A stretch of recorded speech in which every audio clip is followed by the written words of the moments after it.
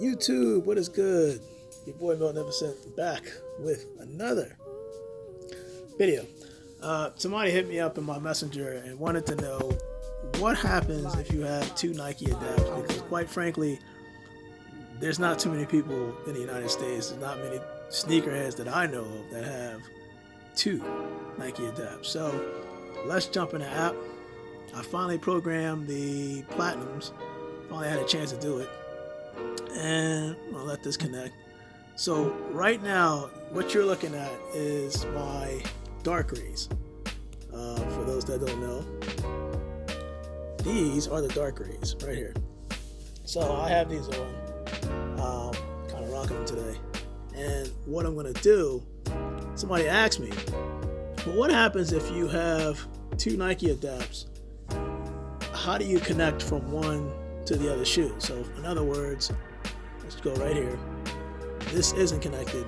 This is connected. So if I were to take off my Dark Rays and put on my Pure Platinums, it's literally just one click, and then I hit connect. Now I'm not sure if this will pair because I'm downstairs and the shoes are technically upstairs, but it's Bluetooth, and Bluetooth should have a certain range, so it does connect.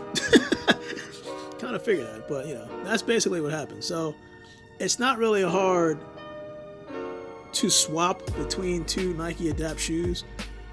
There is a Nike Adapt, I believe it's called the Huaraches, if I'm not mistaken. The yellow ones, they're going to be self-lacing, but it's also going to be $350 as well. But I just wanted to show, I'm actually curious, because since this is Nike Adapt, did they load those Huaraches, not StockX, did they load those Huaraches on this app? Now, one thing you could do here, let's see, if I hit add, actually dismiss, let me go back. I'm curious to see if they actually did put the actual shoe in here. So I don't see them loaded up here. I mean, this is the Nike Adapt app, but I don't see the Huaraches in this lineup, so that's interesting. At least, yeah. Again, the shoes come out, I think, in about 2 weeks. But you can see that the auto lacing feature can be turned on and off. You don't necessarily have to leave it on. And what that basically means is, as soon as you slip your feet in, it'll auto lace to whatever presetting that you have on the actual app. So I have mine, I believe, set on relax.